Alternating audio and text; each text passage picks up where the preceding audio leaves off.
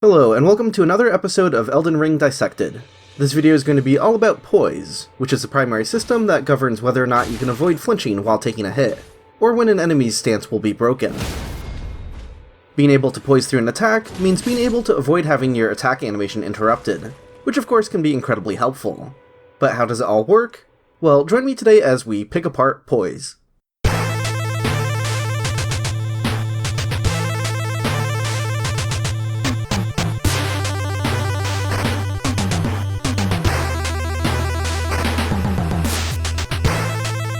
So before we dive in, I think it'll be helpful to add some further clarification on what Poise is and what Poise isn't.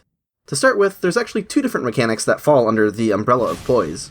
The system that determines when an enemy's stance will be broken is one thing which I'll be referring to as PvE Poise, and then when you fight other players in PvP, or NPCs who are built like the player character, that uses something else which we'll be calling PvP Poise. Now, it's not that there isn't any overlap between these two mechanics, but they have some distinct rules and quirks to them. And Poise isn't the whole story when it comes to talking about what makes an enemy flinch. There are some enemies who will do a minor stagger every single time you hit them, and others who tank through mostly everything. A good example of this, which I'll talk more about later, is how the Crystallians behave before and after the first time you break their stance. They'll take hits without staggering beforehand, but afterwards, everything pushes them around and you can start interrupting their attacks.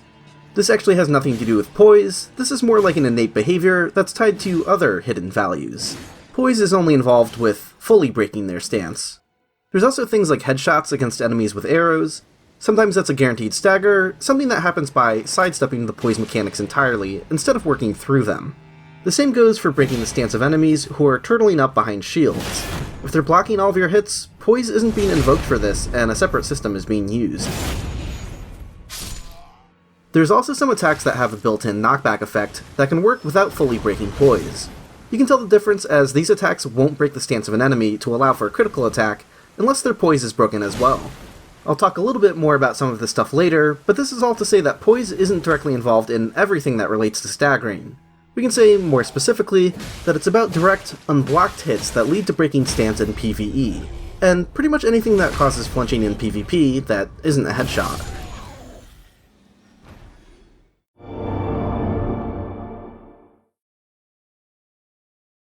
Alright, so let's begin here with PvE Poise. This system overall is pretty simple, but it has a bunch of interesting quirks to it. All enemies have a hidden Poise meter, and if you drain it to 0, you'll break their stance. Breaking an enemy's stance often opens them up to a critical attack immediately after, but whether that happens or not just depends on the type of enemy. Every time you hit an enemy, their Poise will drain, and then for a moment it'll be frozen at some lower value. It won't start refilling instantly.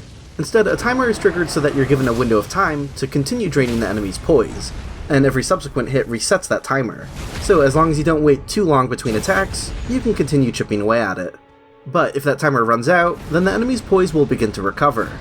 It's not instant like it was in Dark Souls 1, it refills at a rate of 13 Poise per second. It's interesting to see how the amount of time you have between hits contrasts to earlier titles. In Dark Souls 1, this timer was exactly 5 seconds long for almost every enemy, and in Dark Souls 3 it was 10 seconds. Both of those games had a small handful of exceptions, but they were incredibly rare. In Elden Ring, the amount of time varies wildly, because the new thing here is that it's now directly proportional to the amount of Poise an enemy has. The more Poise, the more time you have. I think I'm a fan of this change because it has a kind of subtle but thoughtful effect on the gameplay.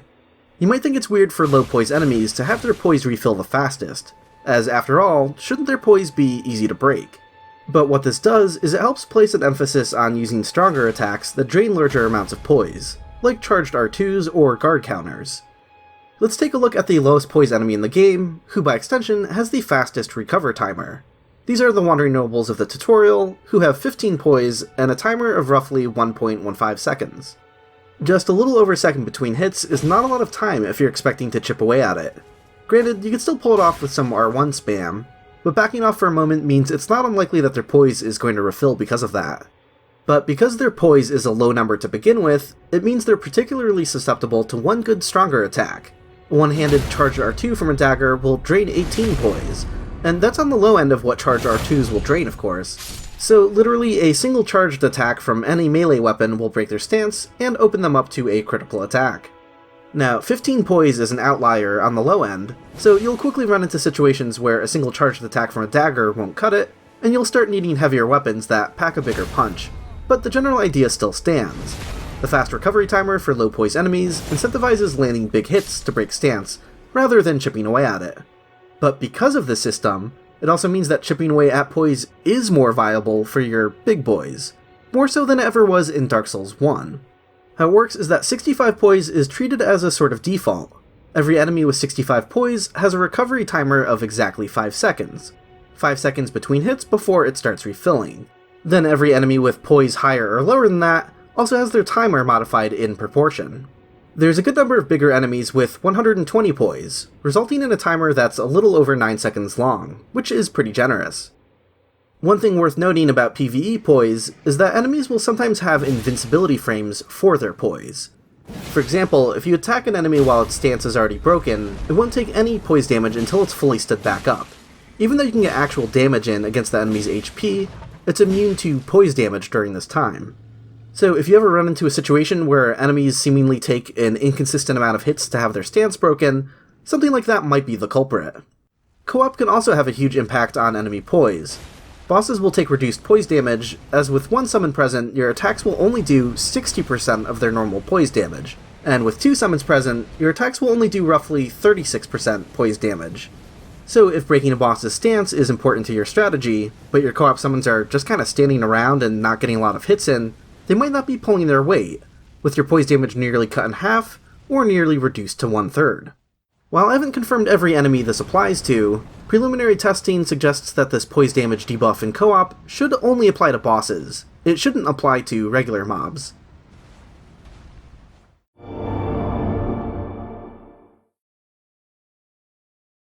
So I suppose we might as well go through all of the enemies to see who wins the Lands Between's Tankiest Enemy Award.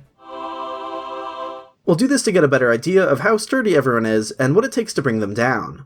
But to start with, we're not going to bother with any poiseless enemies, which applies to a lot of NPCs and wildlife. In 23rd place, with the least amount of poise, we have the Wandering Nobles of the Cave of Knowledge. This is no surprise since we just talked about them, and once again, with 15 poise, even the weakest melee weapons can break their poise with a single charged attack or guard counter. But wait, there's more. There's a few Godric soldiers in the tutorial who have 15 poise as well, including the boss. But they're unique in that their poise is set to refill instantly at an incredibly high rate. This really hammers home the idea that they wanted you to learn the importance of heavier attacks for stance breaking, not allowing you to chip away at their poise even with the fastest of R1 spam. In 22nd place, we have the Broken Gargoyles and non-boss Astal variants. They have 20 poise. Both of these enemies are very easy to stagger, though neither of them actually open for a critical attack when their stance is broken. It just stuns them to give you a moment of downtime. With 20 poise, most charged R2s from daggers, whips, and claws are no longer enough to break their poise in a single hit, but most other charged attacks from medium-sized weapons and bigger will work just fine. The low poise for the Astal variants is likely explained by the developers expecting you to use ranged attacks on them, many of which don't do a lot of poise damage, so 20 is still a decent amount to get through in that context.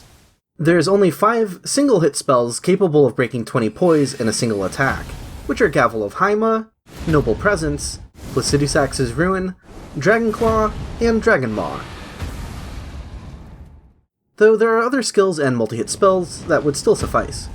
And it is easy to get headshot bonuses on these enemies, so some attacks that normally do a little under 20 poise damage will still break their poise, like a charged cannon of Haima. In 21st place, we have 30 poise enemies. There are too many of them to name, with literally dozens of enemies belonging to this category, but it includes a lot of lesser enemies like imps, misbegotten, a lot of soldier types, skeletons, marionettes, albinarics, dogs, basilisks, jellyfish, and a whole lot more. At 30 poise, a single charged attack from thrusting weapons will no longer be enough. But a guard counter from the same weapon will be sufficient, and later on I'll review the differences between charged attacks and guard counters, because it's not always consistent which is better. I should also mention that there's already a couple outliers among the straight swords, great swords, and even colossal weapons that won't remove enough poise with a single one-handed charge. But those are atypical of their class, and you can otherwise expect these weapon classes to work just fine. Well, for now I'm going to ignore the stone-barbed cracked tier, which increases poise damage by 30%, but I'll bring it back up when it becomes our only option again for breaking poise. In 20th place, we have some stronger imps, skeletons, and the vulgar militia, depending on where they're located. They have a bunch of 30 poise variants, but these ones with 35 poise knock out a bunch more weapon classes.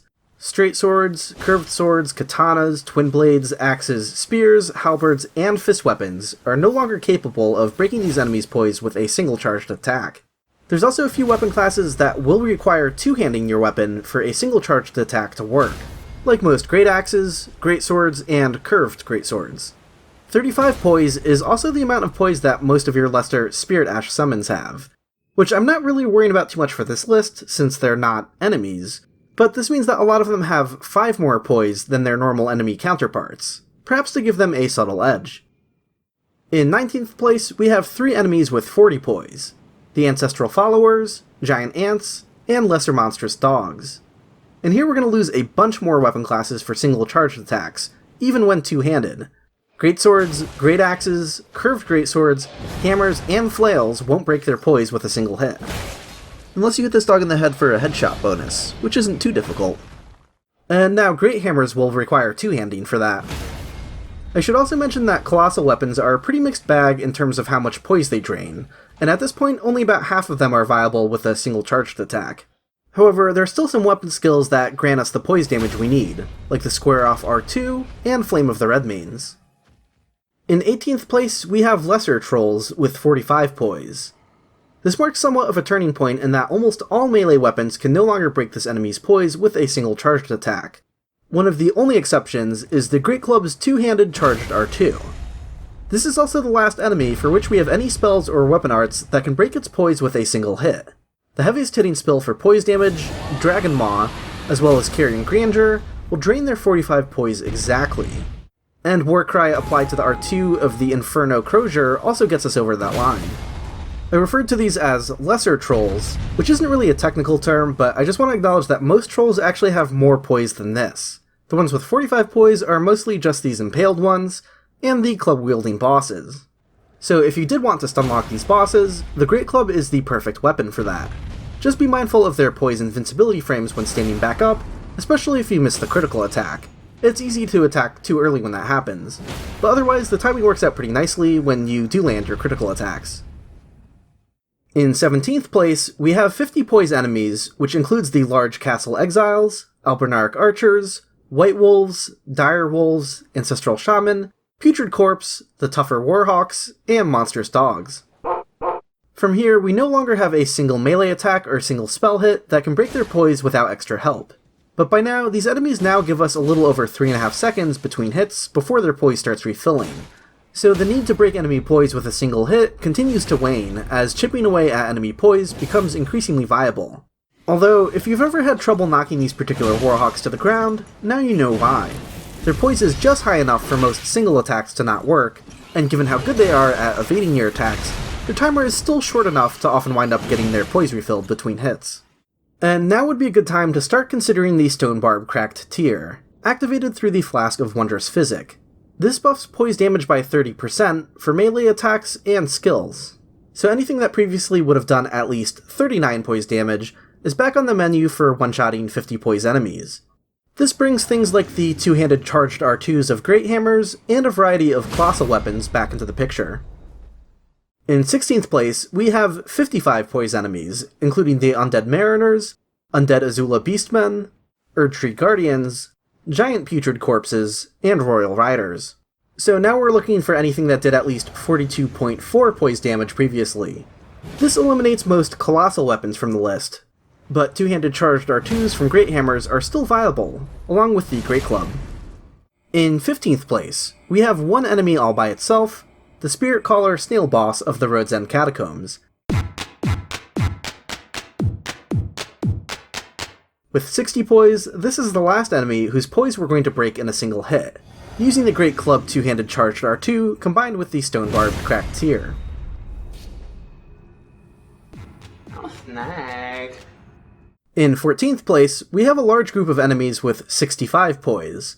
There's too many to list, but this includes enemies like the Grave Warden Duelists, Scaly Misbegotten, Mad Pumpkinheads, Perfumers, Bloodhound Knights, Onyx Lords, and a lot of Knight variants. Once again, these enemies are treated as if they have some kind of default amount of poise, as they're the only enemies within the integer of exactly 5 seconds before their poise starts refilling.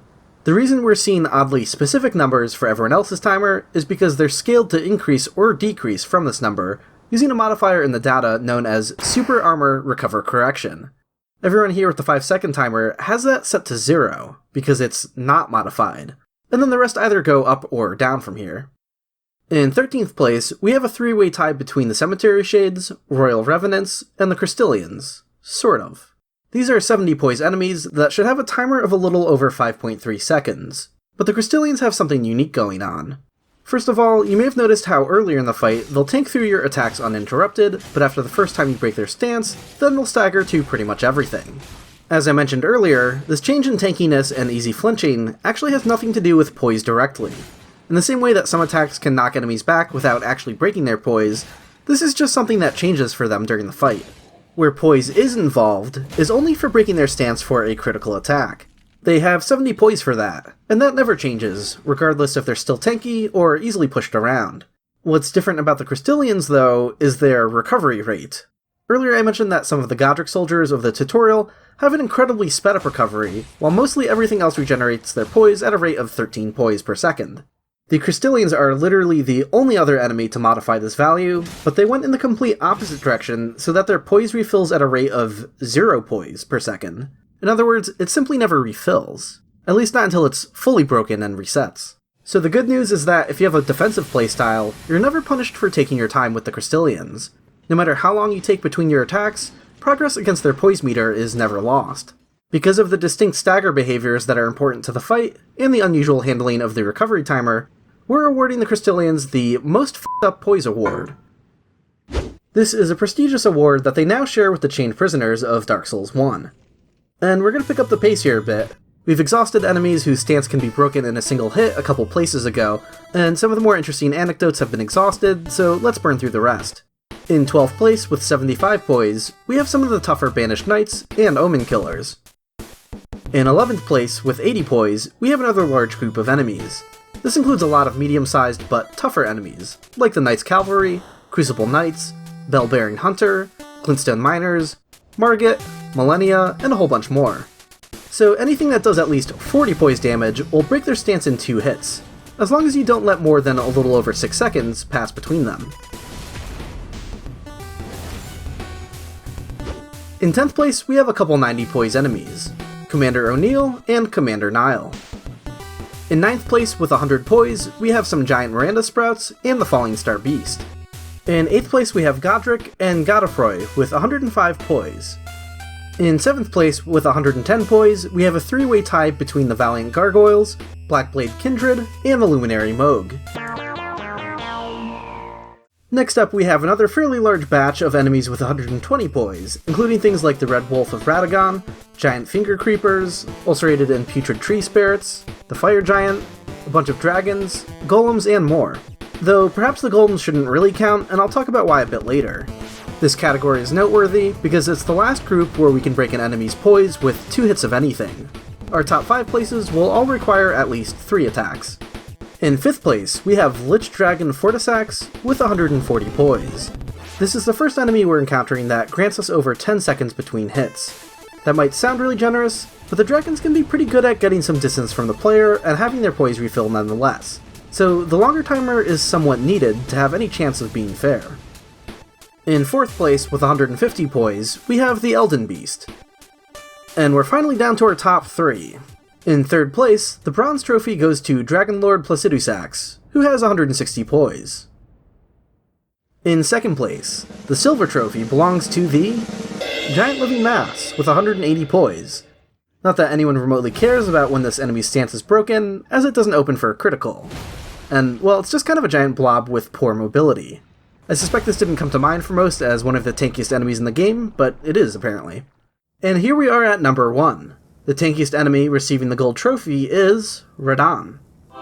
With 200 poise, his poise can't be broken with even 3 hits of anything, requiring 4 from that Great Club's attack. But we're also given over 15 seconds between hits before it starts refilling.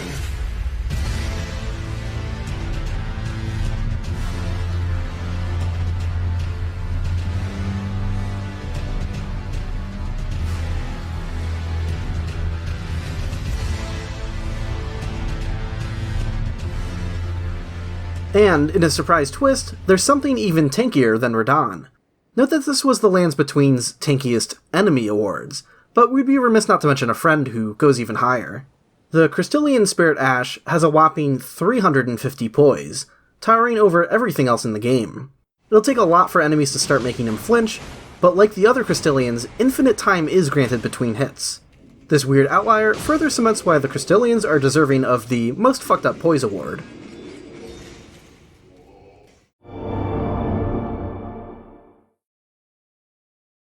I realize the elephant in the room at this point is PvP Poise, and how that all works, and I promise we'll get to that in a moment, but I did want to do a quick review of weapon poise damage.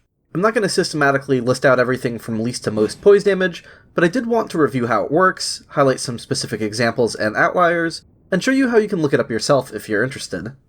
Poise damage from your weapons will be a fixed amount, and it's completely independent of how upgraded your weapon is. All weapons start with a base poise damage value of some kind, like for example all daggers are set to 3. Then depending on the type of attack that's performed, multipliers are applied to that starting value of 3 to determine the actual poise damage. One-handed R1s for a lot of weapon classes are set to multiply by exactly 1, dealing the expected base damage. But then a one-handed R2 for a dagger multiplies this value by 2, resulting in 6 poise damage. Weapon arts, or skills, also use a modifier based on the equipped weapon's poise damage. This is why kicking an enemy with no weapon equipped only drains 1 poise, while kicking with a sword drains 5 poise. This is because a barehanded punch and an R1 from a sword have different base poise damage, and so it affects the skill we're using. Honestly, kicks should probably be buffed a little regardless.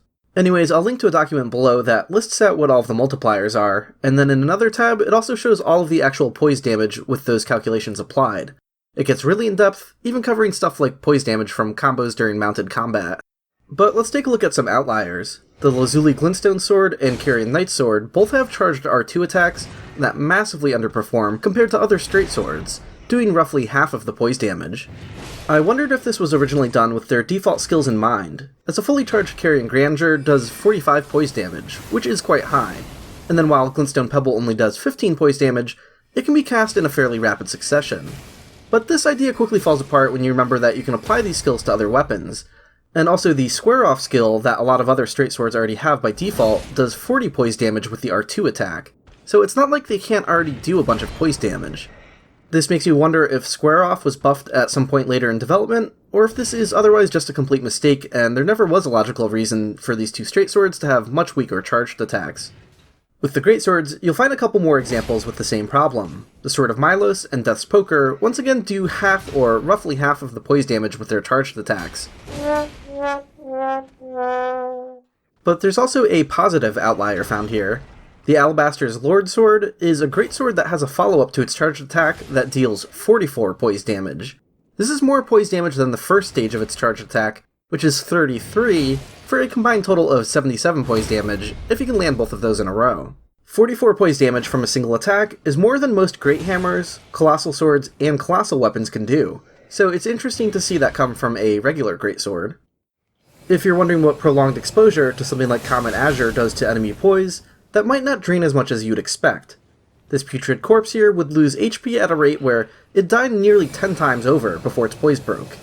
This is because you might only do a little over 15 poise damage in the initial attack, and then it'll tick down fairly slowly from there. Here's how long it takes to break the giant slime's poise with Comet Azure.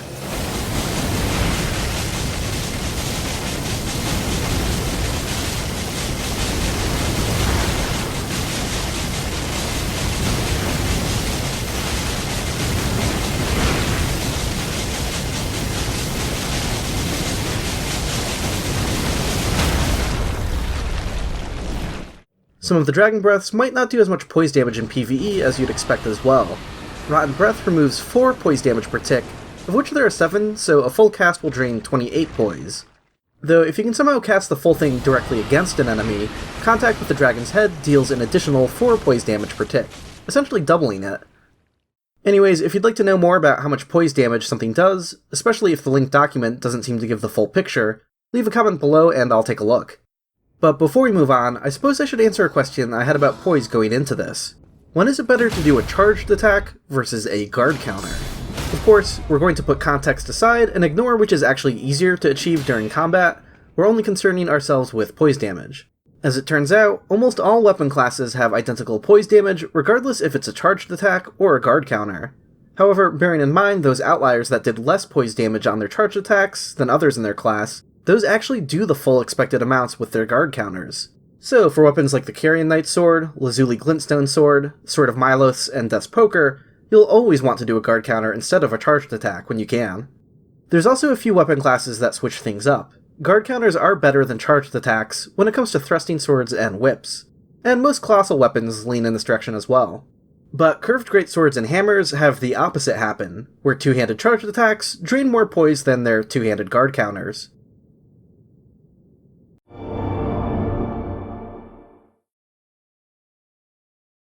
Perhaps one last thing worth mentioning regarding poise damage is how there's a few ways it can be modified. Earlier I talked about the debuff that happens to your poise damage against bosses in co-op, but there's also a couple more situational things that can increase it as well.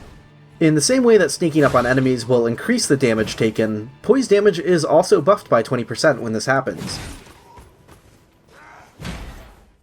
Here's an example of a 45 poise enemy who wouldn't normally have their stance broken by a single cast of Flame of the Redmanes, which does 40 poise damage. But when I sneak up, it'll do 48 poise damage instead and knock him down.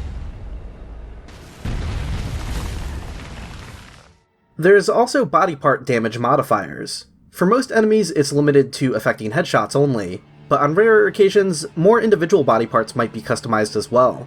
This could be a pretty big tangent on its own, so I'll probably save a deeper dive for a future video, but this sometimes results in increased poise damage, like I showed with the Astel variants earlier. Bear in mind that headshots on a lot of enemies will result in a guaranteed stagger without draining their poise. In this example here, this troll's poise isn't actually broken. However, this arrow would normally only do 2 poise damage, but hitting the troll in the head doubles the poise damage taken and does 4 instead. But in some cases, the opposite might happen, where an enemy with greater defense around their head will have a reduction in poise damage when hit there. Earlier I mentioned how the golems were somewhat undeserving of their ranking with 120 poise, and it's because of how their legs are treated as a weak body part.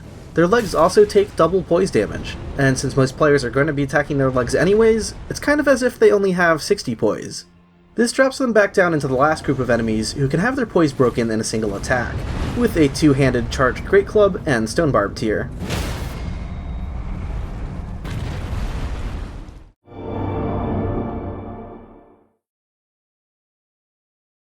Now we're finally on to PvP Poise, which isn't only for PvP, technically, as it applies to NPCs who are built like the player character, and of course it applies to you. So despite the name, it does still apply to PvE, in terms of how we're able to resist enemy attacks without interruption. Behind the scenes, PvE Poise is referred to in the data as Super Armor, while PvP Poise uses a different set of parameters that is known as Toughness. So during this section, you might see some values labeled as Toughness, but just know that that's what PvP Poise is. These two separate mechanics actually do share something in common, something that's probably going to sound very wrong at first to a lot of viewers. The poise damage caused by your weapons is identical for both PvE and PvP, so how much poise your weapons drain is consistent, regardless of which mechanic we're talking about. But why can't we easily take a bunch of hits? Why does poise for us feel much weaker? When we put on 61 poise, only 2 hits for most things are enough to break it, even weak attacks. While an enemy with 65 poise would need to be hit 13 times with straight sword weak attacks to have their poise broken. Why the massive discrepancy? Well, it's because the poise value you see in the menu is kind of a lie. Divide it by 10, and that's what your poise really is compared to the enemies in the game. 61 poise? That's really just 6.1 poise. That's right, when you put on all of the heaviest armor possible, giving yourself 100 poise and even equip the Bull Goat's Talisman on top of that, you're barely as durable as the lowest poise mobs in the game. Take the Wandering Nobles from the tutorial for example. It takes 5 one-handed R1s from daggers to break their poise. It would also take 5 of that same attack to break our poise when it's at the absolute maximum. So we just barely meet a parity in poise with literally the lowest poise enemy in the game, which itself is something of an outlier. If you feel kind of cheated by this, remember that all of these poise values are hidden from us in the first place, aside from our own. In normal gameplay, we don't have any way to know the exact amount of poise damage our weapons are doing, or how much poise an enemy has, so the numbers we see in the menu are pretty arbitrary to begin with. It's scaled differently by an order of magnitude, so if you really want to go by the numbers seen in the menu, just multiply all the numbers I mentioned earlier in the video by 10. Just pretend that Radahn has 2000 poise instead of 200, and now you have a valid comparison between your own poise and that of enemies. But the reason I'm dividing our own poise by 10 instead of multiplying everything else by 10 is because that's how it really works behind the scenes. The menu says 61 right now, but really it is just 6.1. With some floating point weirdness going on. If you liked how tanky you could get in Dark Souls 1, it might be a little frustrating how nerfed Poise is in Elden Ring compared to that. But they did buff it a little from Dark Souls 3, so at least it's not the weakest it's ever been. Here's an example of something Poise can do for you which it didn't do in Dark Souls 3. It once again works passively. I'll link to a video by Amir which provides a deep dive into how it worked in Dark Souls 3, but the short explanation is that it was a system that was only turned on while you were actively attacking, so it was more about allowing you to trade hits circumstantially. Previous games like Dark Souls 1 instead had poise that allowed you to take hits without flinching while standing completely still, so they at least threw us a bone and made that happen again for Elden Ring, which is sometimes referred to as passive poise. PvP Poise, or toughness, does function a bit differently from PvE Poise in a few key ways. The first is that the recovery timer system is completely different. You always have 30 seconds between hits to continue draining an opponent's poise, and when that timer runs out, it refills instantly instead of slowly refilling. Here we can see the timer restart to a full 30 seconds every time we get a hit in.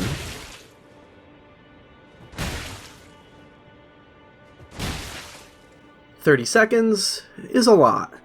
In my video about Dark Souls 1 Poise, I talked about how the refill timer for players ranged anywhere between a little over 3 to 5 seconds. Because a lot of people felt that Poise was a bit overpowered in that game, one of my proposed solutions was to increase the timer's length. If you're fighting someone tanky, 3 seconds really wasn't a lot of time, so it wasn't difficult for your opponent to back off for a brief moment and have their poise completely refill. I always figured that the prospect of chipping away at an opponent's poise in PvP should be a little more forgiving than that, but I also think that 30 seconds is going too far. That's quite a lot of time during combat, and if you manage to run away from someone and avoid taking a hit for over 20 seconds, it's not at all intuitive that your poise could still be partially drained from something that feels like it happened a long time ago. If you go anywhere nearly that long, I think it'd make a lot more sense for you to be able to rely on your poise, and assume that it's already refilled. While I don't have an answer as to what the perfect recovery timer would be for the player character, I want to say that something in the ballpark of 8 to 10 seconds might be a better fit. I like the idea that keeping away from an enemy for a decent amount of time would allow you to get your poise back, but at 30 seconds, well, if you're able to avoid an enemy or boss for over 30 seconds, you're probably adept enough at dodging that tanking hits doesn't factor into your strategy anymore. That's all to say that a really long recovery timer like this makes it hard to intuitively trust and rely on the poise system. Making it passive at all strengthens the mechanic beyond what we saw in Dark Souls 3. At least now I can run up to an enemy like this and not get interrupted by its regular attack, as long as I haven't taken any other hits within the last century. But the whole system still feels a bit undermined in some way. Though bear in mind that waiting out the 30-second timer or having your poise completely drained to 0 isn't the only way to refill it. But to make some sense of that, we should start talking about Hyper Armor.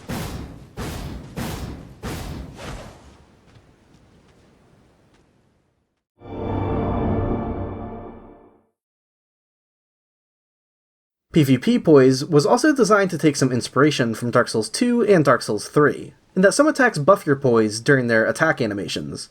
This is where the interplay between a passive poise system and Hyper Armor kicks in for Elden Ring. Your passive or default poise will be the number you see in the menu, or at least it'll be 1/10 of that.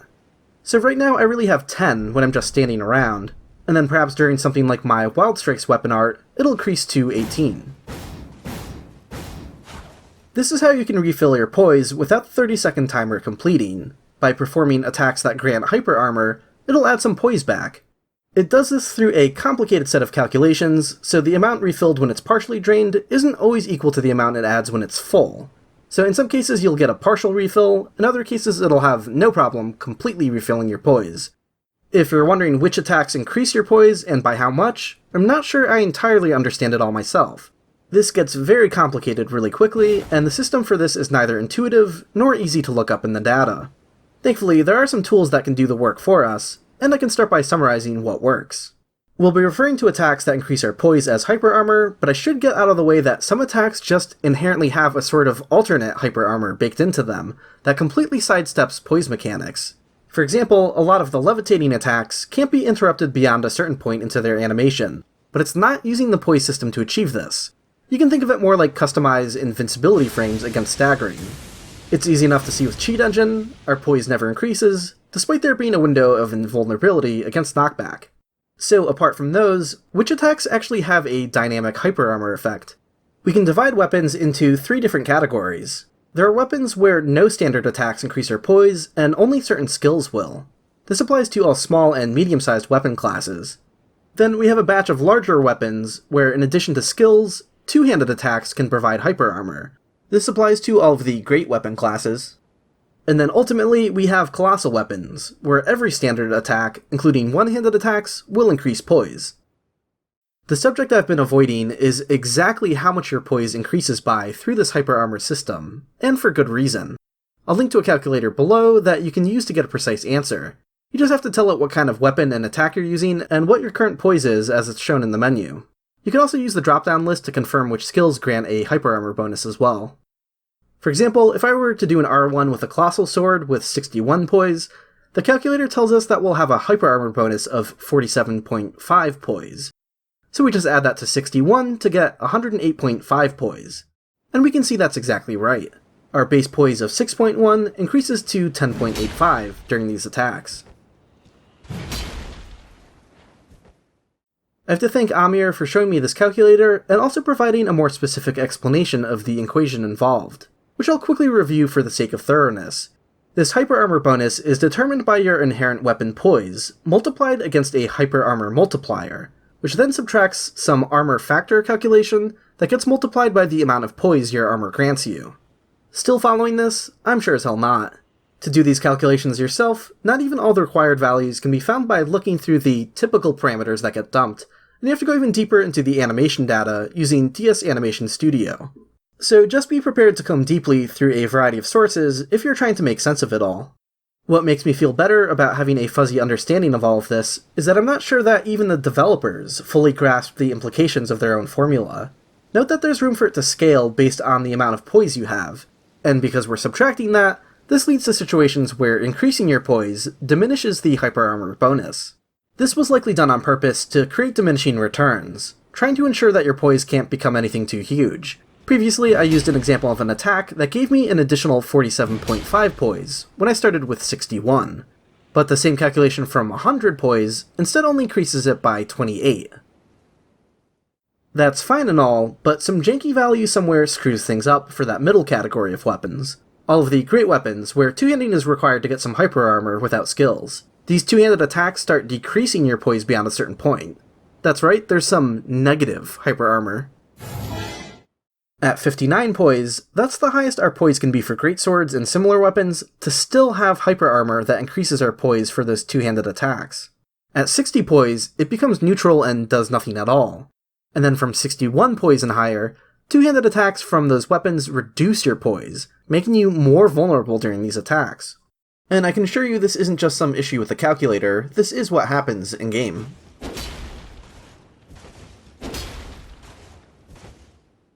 At 100 poise, this results in a reduction of 20, dropping it down to 80. Or 8, or whatever you want to call it. I can't imagine this was intentional. Having some hyper armor that does the exact opposite of what hyper armor is normally supposed to do is strange. If we go back to the previous list I made detailing the different weapon categories, it might help to add an asterisk that explains the exception.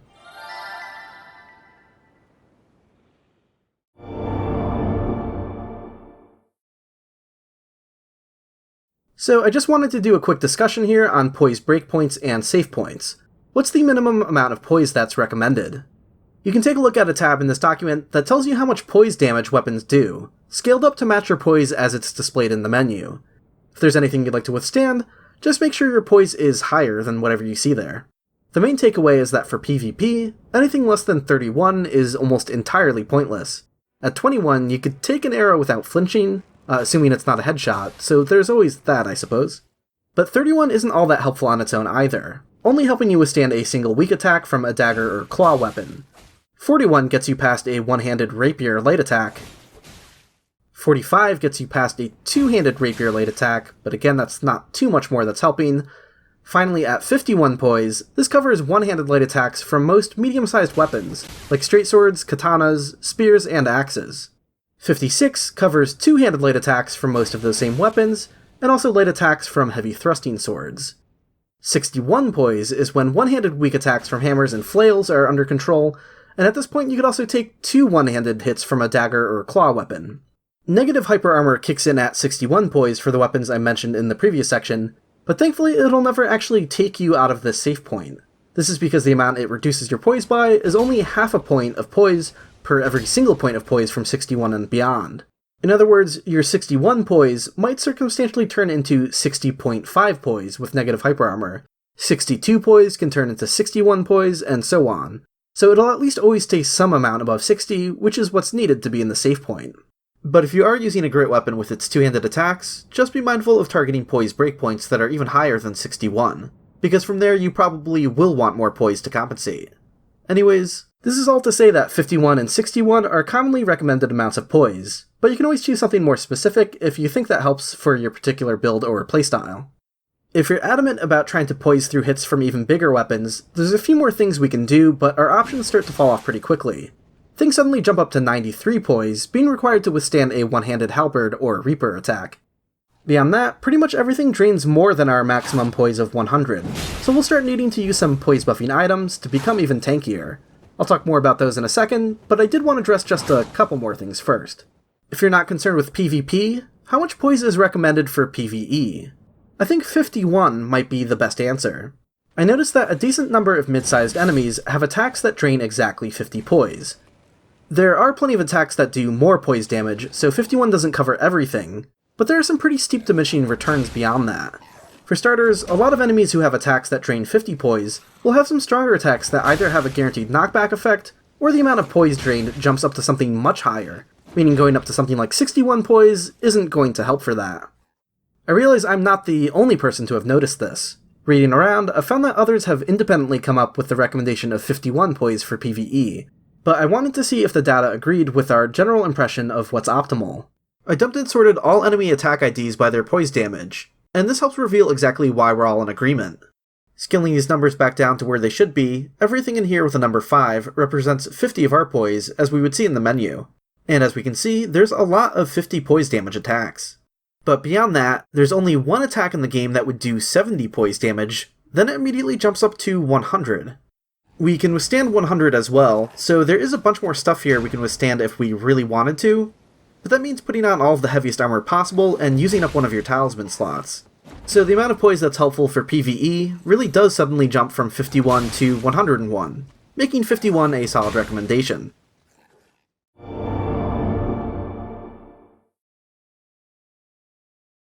So let's talk about Poise-Boosting Gear.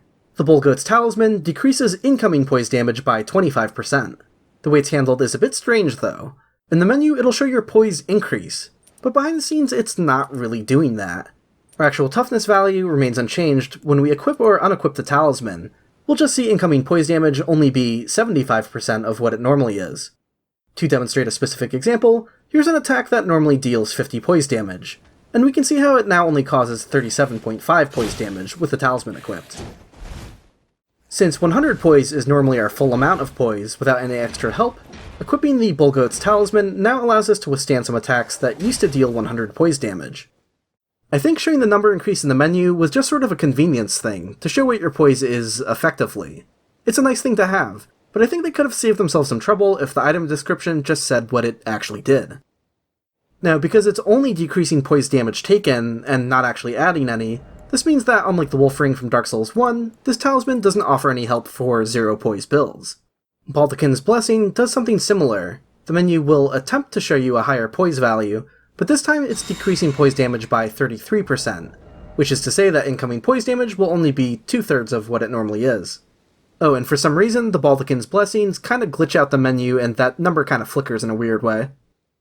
This does also stack with the Bullgoat's Talisman, so take 2/3 of whatever 3/4 was of your original poise damage amount, and that's how much poise damage you'll take.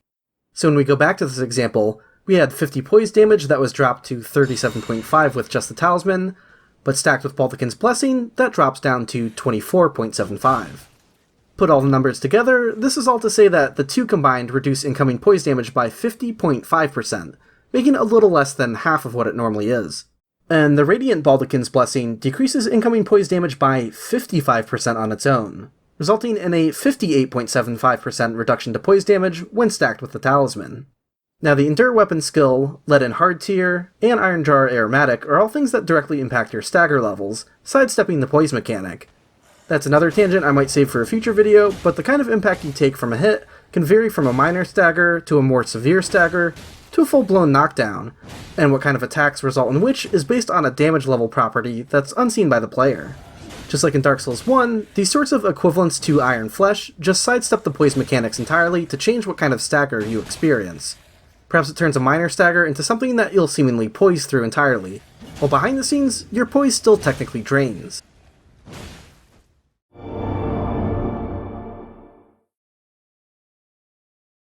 So I think that wraps up everything I wanted to say about Poise for now.